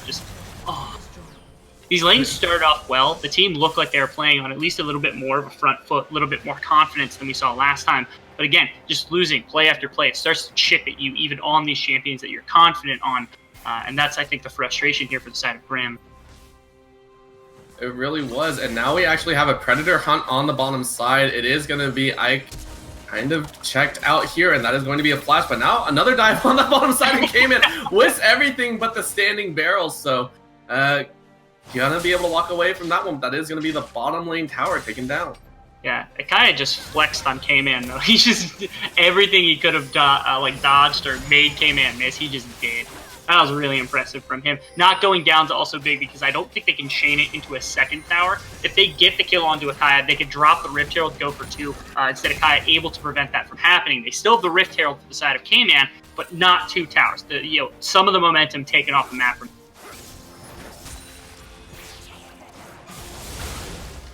Yes, it was. And so looking at it overall, what can they do? Again, White Lotus has shown so much precision and so much skill in corralling Grim Legion. So here we go. A binding goes a little bit wide. Dora not finding any luck there. Dragon being contested here. Absolutely. They really impressive here from Grim. They're able to bring all 5 members down without burning a TP, although the TP flank is one of the better options for this Kennen. He's pretty strong, has the Proto Belt, the Sork Shoes ready. Might be able to take a fight when time comes. We'll have to see. Yeah, but one barrel can Spooky change everything. He is looking for it. D-Dog trying to go in and play a little bit right there. Oh, Rift Herald actually dropped in that mid lane, and that might be the signal here as Riot is found out. He goes immediately into the Death Mark and death. Nice route going out. D-Dog jumps right into the middle, gets a nice pop blossom on 2. Cruz is going to be the one targeted as Slicing Maelstrom goes into the rest of the back line. They're trying to cut him down. They will get him. The rest of the team is looking for it one more time. Binding lands onto 1. Now the knockup lands one more time as Adora goes golden just before her death. That is a 4-for-1 with Ike on the run. Oh. And as quick as we were saying she was running, Caitlyn goes down. The final spark, much stronger than the ace in the hole. That is Infernal Drake after a delayed ace. Strong coming out of White Lotus. Not to mention, Delon joining that Rift Herald in the push towards the mid lane. I'm not sure if he's going to be able to get that mid tower because Zed is respawn. Certainly gets a charge into it, gets 2/3 of that tower's health. Yeah, definitely gets 2/3 of that tower's health now. So that's not going to get any higher. Again, this is all off the back of this good pick from the Yasuo and the Gragas. They find the Zed, get that kill early, and then just turn it into a 5v4, and they win it outright. Of course, I think it was D-Dog went down during the course of that fight. That didn't matter in the end. It's just, again, their comp is built for team fighting. They have the advantage at the moment, and their rotations, their map plays just look a lot cleaner. It was super strong of them, and they are making it work, honestly. This is something that you have to understand, and I think it's shown throughout both of these. That was weird. Watching White Lotus play has really been this sign of we're playing these hyperscalers, so why are we not helping them? K-Man has definitely been around to force his hypercarries to push their advantages as possible, and that's what you kind of have to do. When you have a Yasuo drafted, you can't sit there and be like, well, he can scale on his own. No, you push that button. You force Yasuo to scale immensely, and you give them any advantage possible. And they've done very well with that. D-Dog now getting jumped on with the Death Mark. Gets a nice damage down, but the Death Mark is too good. Double flash in the Shuriken to close it off. Such a strong play. Final Spark is dodged out. Yeah. Actually, at the time, it was probably like a 1,500, 1,600 gold deficit for Ryanak, still able to find a kill onto D-Dog. Of course, he had to burn the Ignite and the Flash in response for just the Flash on the side of D-Dog, but really well played by him. He found something on his own, and that's kind of what the Zed was intended for, to be able to find some of these advantages without needing anyone around. So I'm glad to see that at least that was found out. Oh, Phoenix Aura getting jumped on here. A nice knock up there. Crescent Guard is popped, and that's going to be a kill into a Slicing Maelstrom immediately as Delon is knocked down as well. Double kill going over to the side of Grim Legion. But in comes D-Dog with that teleport. Nice blossom there. Knockup is there as well. Last Breath collects 1. Crocus is there again, and a nice knockback sends Ike directly into the enemies. That is going to be a quick 3 for 2 overall, and they're going to push that top lane for a possible inhibitor. Yeah, Phoenix Aura and Dylan just got a little too pushed up. Phoenix Aura basically got just chunked out from the side with the Xin Chao. But fortunately, as you saw, the AoE damage from the Gragas and the Nico against a team with very little magic resist just tore through them. Now going to be able to push the top tower. I thought D-Dog was going to take that final turret shot. Not almost. Very close. But awesome job so far coming out of White Lotus, really putting on a fancy show. 20 minutes in, a nice, I believe that is an 8k gold advantage coming out. So they've held on extremely well. And honestly, this set has not impressed. And Cruz, once again, stuck down in the hole 1-5, not having the greatest of times in this series. Yeah, that indeed. Cruz, like I said, in this game, it didn't look like they got, pressed down as hard as they would have. It just feels like, again, the Zed was intended to get ahead in the earlier stage of the game. The Xin Zhao had to find K-Man, had to find this Gragas and challenge him and try to get his own advantage, and neither one did that. So when these skirmishes come around, they just don't provide the value that a Gragas and a Yasuo do for these, pure 5v5s, 4v4s, the things they've been finding. The other big thing is just like it feels like Akaya and Adora have been on such a back foot in this game. They're the ones with the aggressive champions. They're the ones that had the counter pick on the Lux, and they still haven't been able to make it work. Oh, that's really true. I'm not sure about the greedy build coming out of Khan right now. He did go for the Rabadon's death cap, even though he's a little bit behind. So that's going to be quite dangerous, I think, come towards the pushes coming out in the Baron attempt. Yeah. In fairness, if he's able to find a really good TP flank, there is actually 0 magic resist. Oh, that's not true. And Athene's Unholy Grail currently held by the Lux, but that's it for magic resist on the side of White Lotus. So if he gets a good good ultimate, it could tear through the team. Yeah, it could. Baron has been chunked down very, very low, but a nice fighting goes out. They're going to jump all the way in. Slicing. Maelstrom catches 3. Pop Blossom in return, but that's only going to catch 1. That's immediate death there, and that is 2 for 0 so far. Bottom Spark goes out. Is stolen by Lux, but K-Man is now going to go down a double Zanya's there. That's going to be the shutdown, but Baron goes over, but not before deaths come out. Yeah, 3 for 1 for the side of Grim. They do lose the Baron, which is kind of a shame. But as you saw, again, that's what the team fight can kind of do if they're able to set it up properly. If you find a good engagement with Khan, as you said, the 3 members got caught in it and just got torn to pieces with the slicing Maelstrom. But of course, the Baron is still on the scene. They have it on the Sivir of all people as well. So this push pressure is going to be here. They have to try to take what they can. They have 3 kills on their Caitlyn now, so not terrible. There's some fight left in Grim. Definitely is, but Dragon is coming up right now. It's gonna be super dangerous, but Sivir now being hunted. That's gonna be a jump in. No on the hunt. Auto attack's going very, very strong right there. White Land is able to pick it up. Oh, nice 1 for 1. That's gonna be a trade there. Dragon taking over, not without a little bit of contact. Yeah, it's not really what you want if you're Ryanak. I mean, you found an ADC by themselves in the middle of a lane, and you lost. Like, you basically traded 1 for 1. In the situation they're in, where they're down a few thousand gold, and he's really not relevant in the game, that's a decent trade in a team fight. But just out in the open like this, it's really not that helpful. It did get the Baron off, so I think all in all, it's a good trade. Nice barrel goes all the way in, but that's going to be K-Man now dropped in the middle of them. He is actually caught up, locked down. Another Zanya's comes out. That's not going to be enough as the Crescent Guard is able to keep everyone safe. Cruz not taking any damage right now, and that is a simple kill. Yeah. And this is that over-aggression from White Lotus. Like I said, they have the Baron buff. They have a pretty significant advantage, about 6,000 gold. They're just pushed a little too fast a couple of times here. Sivir a little too far up. K-Man trying to find too much off the back foot. They can just kind of sit. They got to take this a little bit more. Again, they're the one that scales a little bit better into the later game in terms of pure team fighting, or at least the one with an easier way to win. Oh, wow. Ryanek online right now says, hello, goodbye, my friend. Does get another Deathmark pop here. That is going to be the Death Blossom, Pop Blossom going off. Deathmark, though, does its job. And that is a quick kill, going over to Ryanek. He is now thoroughly back in this game. Yeah, I think if the multiple shurikens had hit, it actually might have killed D-Dog. It was just he missed that last few. But yeah, as you said, really good chunk onto D-Lun and then killed him and then used the ability to get out of the way of D-Dog's ultimate too. As you said, he's online. He has quite a few kills. He's starting to accrue some of these solo kills, get himself relevant. I just don't know. It might be too little too late for the side of Grim to have this Zed start to become online. I mean, that's true, but you're starting to see some cracks. You're starting to see White Lotus get a little bit antsy. They're starting to put themselves in positions that are not optimal. You know, walking forward, throwing out an explosive cast, that's not optimal right there. And getting caught out in disadvantageous situations right now, you can't solo Zed. I don't think anyone can solo Zed right now. I don't know. Yeah, it's just they're allowing the side of Grim Legion to come back in this game. Yeah, that is true. They're not really using their composition to what it's strong at the moment. Having the Gragas and the Yasuo means they can find picks and stuff when they're together, but they need to also get vision. Right now, their vision is very shallow. They actually don't have much on the map in terms of like pure vision reason. So they're kind of stuck. Oh, D-Lon. Uh-oh, D-Lon, can he make it work? No, that is an immediate stylish play right there. D-Lon goes down after burning the stopwatch, and we now know Ryanek is ready to carry the team.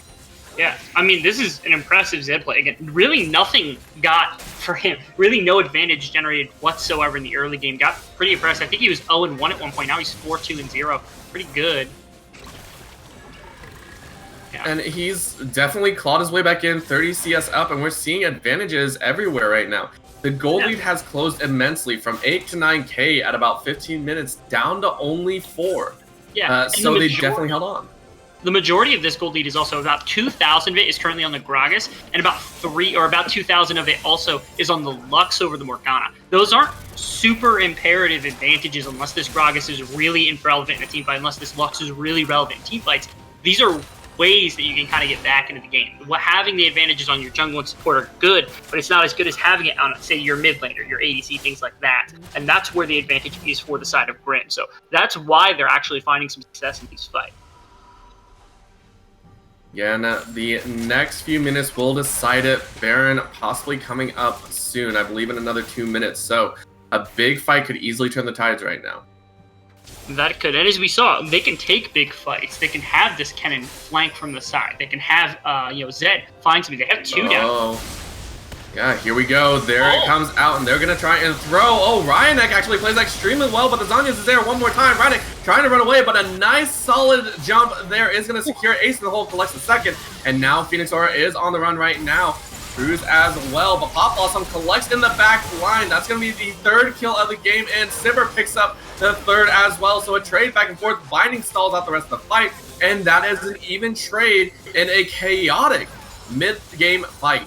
Yeah, really impressive play from Ryanek to stall out long enough for his team to get there, and then good follow-up from Khan. Of course, Lokadosi is actually the strongest member of the game at the moment with 12,000 gold. He has so much farm, multiple kills as well. So he's the target that they really need to start fighting. Getting some of these advantages, finding some picks onto things like D-Lun, K-Man, helps them out, but they need to kill the source of the damage. Lokadosi is that team fight source. If they're able to get onto him with someone like Ryanek and get a 1-for-1 or even like a 1-for-0, that is when they're really going to start winning this game.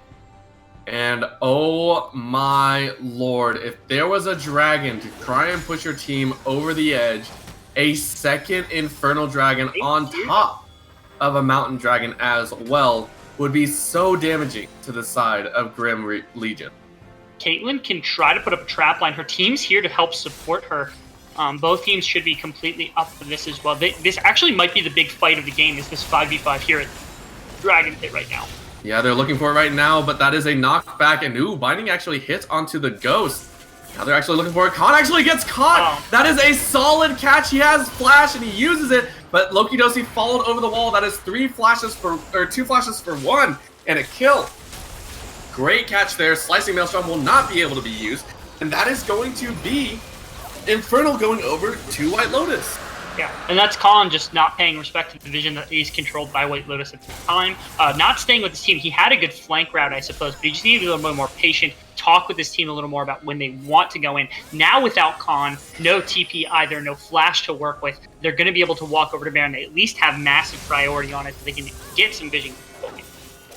Yeah, and I think that also speaks to the fact that, Khan doesn't have Zanyas. He can't take a lot of that. He can't sit in the middle of them after popping that Slicing Maelstrom, so he has to play a lot more safe. We see the Baron being taken here. This will be the second. A nice last breath, actually collects the Dora. In goes Cruz as well, but that's going to be the Baron going over in the back line. We do see an assassination. Good root onto Ryanek, and an immediate Zanyas actually stalls it out, so Zed's going to be running away for a little bit longer. In goes the ace in the hole, trying to find it out, but Ryanek doesn't get the shadow over the wall. That has to feel bad. One more auto attack will do it. Does collect that kill there, and the death mark does collect as well. So Fiesta's all around. Overall, 3 Barons on the table to work. This time, another Baron going the way of White Lotus. They do lose the fight afterwards. They have no Locadosi, so the Sivir isn't there to push waves. Caitlyn is still available, so they should be able to at least stall out some of these lanes for a little bit. But the Baron buff should last long enough for them to start to siege the base, probably break at least 1 inhibitor tower, and that's what White Lotus needs. They have double Infernal, they have Mountain, they have plenty of scaling, things like Kaya. Oh my lord, so much damage coming out, and ooh, another pop. D-Dog actually took a big chunk there as well, so didn't like that trade, but they do get the middle tower, the middle inhibitor tower, and now they're just rotating around looking at what they can collect. This is the most dangerous point of the game right now. Both teams very, very sketchy. Khan's still working towards finishing up his Zanyas, so we're watching these teams dance a delicate battle. Yeah. And again, it's all about who can pick off what champions on the opposite team. You saw Zed, he got 2 kills on the bot lane for Phoenix Aura and Locadosi, and because of that, all of the wind was taken out of this Baron push sail. Now they're going to have to basically sacrifice, just cling to scraps of the outer towers. Not going to be able to break the base, which you would have been able to do with Locadosi in that case. Actually, they did get that inhibitor tower in the mid lane. So that's at least something to gack on, but they could have done a lot more had he been alive. So Ryanek has stalled this game long enough. Again, it's all about getting Khan the Zonias, getting some more stats for some of these other players. Cruz is working on a wit's end right now. That might not be a terrible buy, at least give him a little more sustain. And of course, Caitlyn's still scaling up almost on her 4th item as well. These item breakpoints could start to really make an impact on the team fights. They just need to make sure not to lose the game before that happens. Yeah, we actually see the Zanyas completed as well. So we were talking about, these big ticket items, 3 items completed for most of everyone on this game. So power goes down. We do see Ryanek pop that Ghost Blade. Mine does land on the back line, but that's only going to be on D-Dog, so not too worried about that. We're looking at it overall. This pressure is huge. Possible attempts on their lives. They really want to try and make it work here. Keep an eye on ADCs. They're the big important factors. Watch for Ryanek trying to go for Sivir here. And just keep an eye on Caitlyn, because Zakaya is most of the damage that can come out opposed to Kennen. Ooh, good Final Spark does chunk out the jungler, so that is going to be a frontliner down. You do need that Crescent Guard to really make it work. Here we go. Follow up into the base. They want to try and keep pressuring right now. They have Baron for, I believe, another 2 minutes. A nice knockup does catch 2. That is going to be the signal to go in. Deathmark does go down. Pop Blossom in the backline does catch multiple members. Massive damage coming out. That's going to be another 3 kills going over. And that is going to be a 1 for 3, 3 for 3 as Caitlyn picks up 2 unfortunate trap setup, or I would say genius trap setup. Nets Caitlyn a triple kill. 9-3-0, and with some very talented traps, is able to stall it out. Yeah, really, really impressive play there from Kaya, just using those traps as you said. The Caitlyn, absolutely vital to the team comp. Good damage also from Khan, able to get that slicing Maelstrom, and Ryanek somehow just bounced out of that fight. I thought he was going to die on the initial engagement there from D-Dog, but he just didn't. He didn't go down. So way to keep it up, way to make sure that Kaya had somebody else there with him.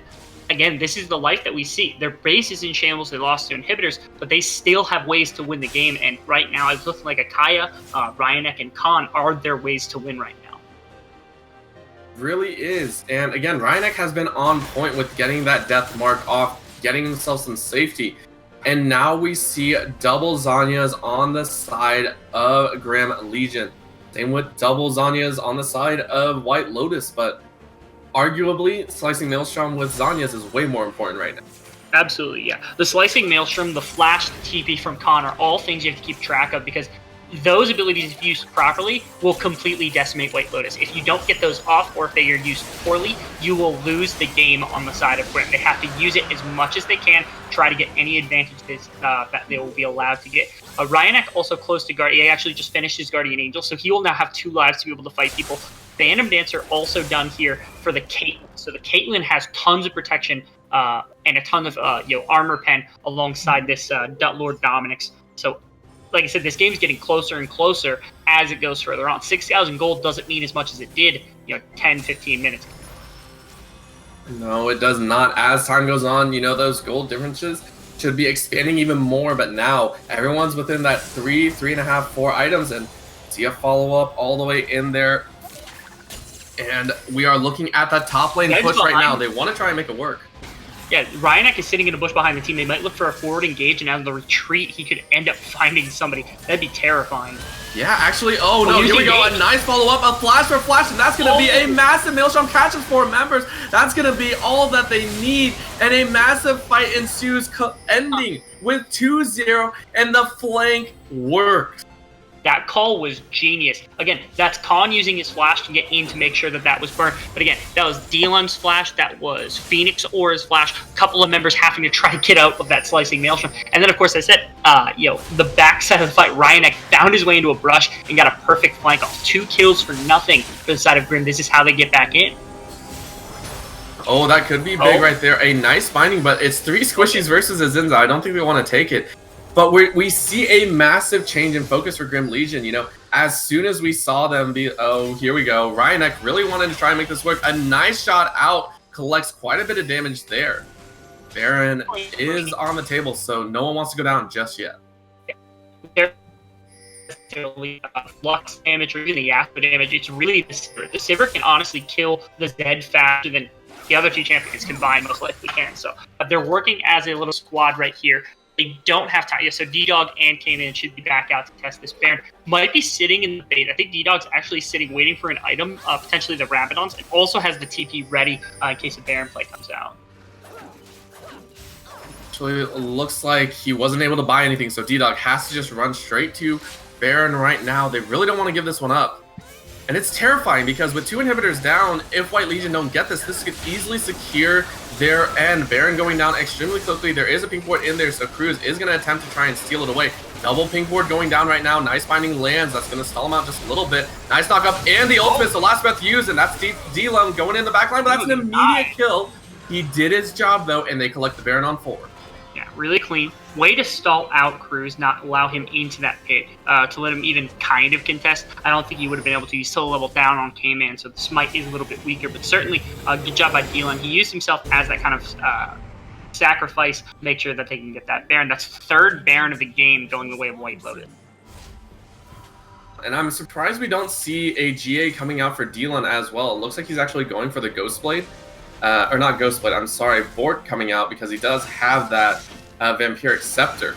But inhibitors are coming up for the side of Grim Legion, and they've held on this long. They brought it back from massive deficit to what is essentially an even game as both teams have collected 4.5 items each. They are looking to try and push this, and this is going to be their last defense as Baron minions will be pushing down the. Yeah, with these inhibitors come back up also, it's a good way to try to force a fight if you're on the side of Grim. Oh. Good knock away from Cruz. That prevents that engage. That was really clean. Oh, Ryanek, though, he is on the wrong side of the map right now. Did get chunked a little bit, but they are still looking for it. Auto attacks might be flying out very soon. Again, want to use that Baron as quickly as possible. We see Ryanek actually jumping all the way in. In goes the dashes Dylan, dashing his way to safety as he survives through the entire fight there. And that is going to be the top tower going down, but that is, Ike possibly going down. A couple more auto attacks is there. He collects it. That is it. Look at this bot lane go beast mode as they take the fight. And that is Sivir still staying alive. Oh my gosh, Loki Dosi said, I'm tired of this game. I'm tired of this fight. I will take everyone. Collects a triple kill, says thank you very much, and that is a 4-4-1, I believe, overall.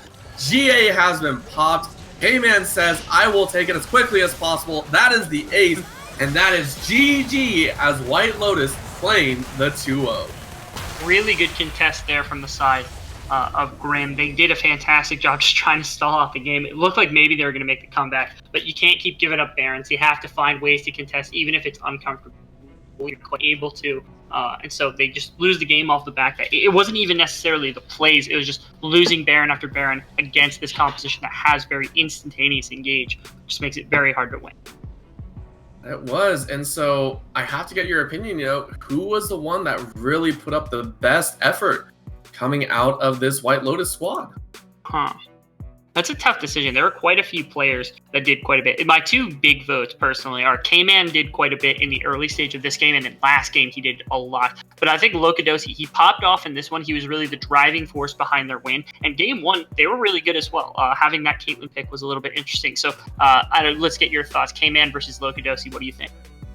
K-Man versus Loki Dosi. I personally will give it to Loki Dosi. Honestly, that last game looked like it was going to go in favor of Grim Legion. So I will say my MVP personally will be Loki Dosi coming out here. He played very, very well. Even in game number 1, that was a steamroll. Yeah. But again, overall, congratulations to White Lotus for pulling that victory out. They now secure a win in week number 2, and will look to continue the streak in week number 3. So thank you so much for joining us here on the desk tonight. And I did get some information. I'm very sorry about that. If I didn't catch it too much, so I believe we will have a little bit something extra. Is that correct? An interview, yeah. Hey, we have an interview coming out, so please stick around with us. We will collect the interviewer. I believe that is them joining us. So we do have Loki Dosi coming in to talk with us here about his victory over Grim Legion. Hello. Hello. So how do you feel, Loki Dosi? You took it 2-0 in that series, although second game definitely not as clean as game number 1. Yeah, okay. Game number 1, I was AFK. Like, I literally didn't have to do anything. My support roamed into the mid lane. He was in mid lane more than bot lane. Like, they had no pressure over me. It was sad. And then game 2 was like, I don't know. Our mid laner started inting. He was like Yasuo syndrome. he was doing really good. And then he stopped doing really good. And I was just like, okay, whatever. And then at the end, I was getting really tired of the game stalling out. So I just flashed forward and I ended up winning it. I'm like, I was like, I have GA. I won't die yet. And then I'm like, wait, my champion is just broken. Never mind. Like, that was it. That final fight really took it down for you guys. And, you know, you scaled very well. And you were the only one, I believe, with 5 completed items in the entire game in game number 2. So having that confidence to go forward, I mean, it was pretty much you going forward with Phoenix Aurora and saying, we're done. So I think that's very, very good. Rebel, any questions? Yeah. White Lotus did. I think you guys lost your first week 1 matchup. Coming back into this one, was the expectation just a bounce back type of thing? Were you looking for an easy win, or is the confidence still there? Are you guys still walk into this one knowing you're gonna? Well, so after week 1, I was kind of tilted because like I had no impact over the games and we just kind of lost. And so we were being very vigilant on trying to like improve so our solo laners wouldn't like fall behind, so I could get to my point of relevancy, because there was a lot of just like internal problems with like our mid and top just not having, or mid jungle not having too much synergy, top jungle not having too much synergy. And so when we were actually able to like work on it this week, we didn't even have our jungler. Like, we had an E-sub, but I mean, if our E-sub's 400 LP higher than our current jungler, I'm fine with it, you know, like. It's understandable. So working with K-Man this week, like, how was that coming into these games? So was there some sort of workaround in terms of drafting, in terms of communication that needed to happen, or was he relatively seamless? I've played with K-Man before. He's always been a good player. Like, I've always known him. He was actually like, we were looking at him for like to join the team initially, but he was like too high ranked for some of the leagues we were looking to join, so we couldn't quite grab him. And some of our like, it did change our pick ban a little bit, but it ended up just like them target banning him over the rest of us. So it was like, I don't know. We just like let him do what he wanted. We let him play what he wanted because he was the E-sub, and we don't really have any synergy with him. So it's better for him to just play comfort, you know? Yeah, I gotcha. Very much and then so. Go ahead. No, go right ahead. I know that you're itching to get at this because, again, Loki Dosi played extremely well. I was curious to wonder, this strategy you picked up of having some of this more agency in the bot lane, talking about the synergy you've built with this team. How do you guys feel you compare to the rest of the teams in ABL now?